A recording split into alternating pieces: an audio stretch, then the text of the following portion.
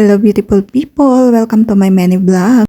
Hi, good morning po sa lahat ng kasambahay na nandito sa Middle East. Ako po pala si Marivic.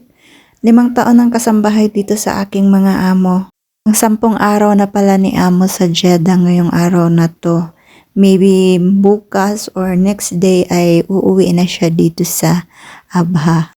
Same as usual po sa mga ginagawa ko, na andyan or wala si amo. Naglilinis po talaga ako, hindi po talaga ako nagbubulakbol. Kung ano po talaga yung gawain ko araw-araw, ay ginagawa ko yan, wala man o nandyan yung aking amo. Kaya kampanting-kampante po yan siya, naiiwan ako dahil alam naman niya na kung ano po yung talaga ang galawan ko dito sa bahay niya. Hindi po talaga pinapabayaan yung bahay niya. Kasi yung gawain ko lang naman po dito ay mag-maintain ng kalinisan. Kasi nga po napakaswerte ko na dito kasi hindi po ako talaga nagluluto ng pagkain nila. Tahimik lang kami pag umaga. Pero pagkagising ng mamaya, anak ko po. Sabi ko sa iyo. Ang gusto ko na lang maging hotdog sa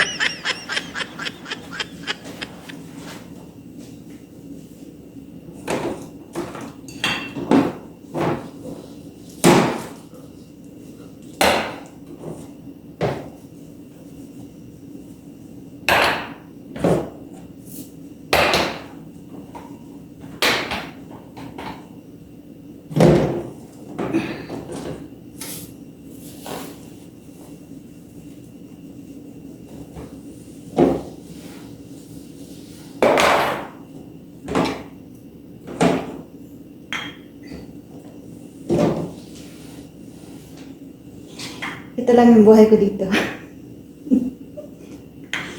Hindi pa ubos yung isa. Bago na naman.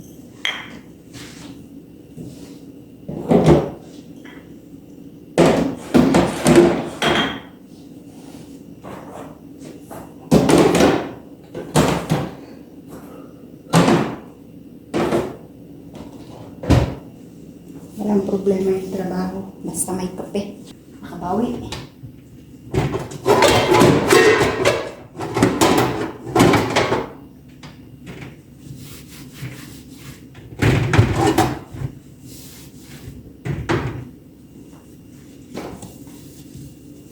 Basta ganitong oras, inaapura ko yung trabaho ko matapos.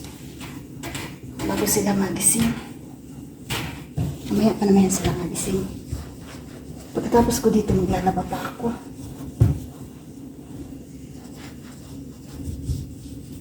Yun yung pahinga ko habang naglalaba papahinga. Makakaupo ako. After nun, syempre gigising na sila.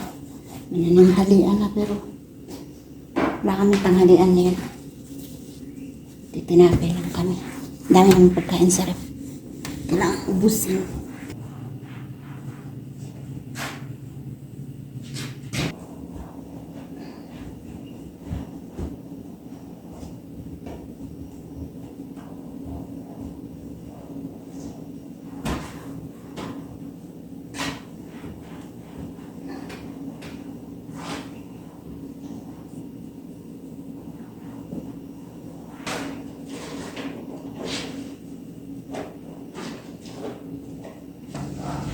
Kahit sa mga bintana namin, pag nagpupunas ako, pag nililinisan ko yan, ginagamit ko yung dishwashing. Kasi pag sabon ang ginamit mo, hindi mo ma-achieve yung tinatab na gusto mo.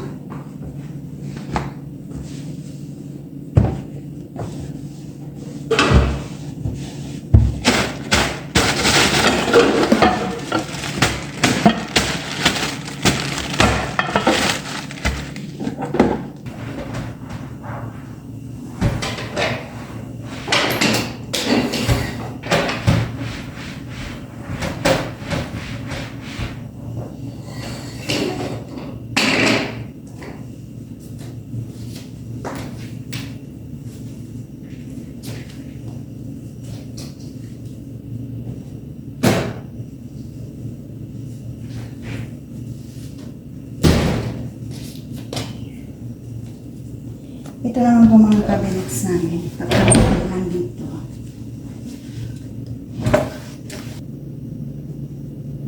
Kung bakit nyo yung gilid dito. Okay, we're done.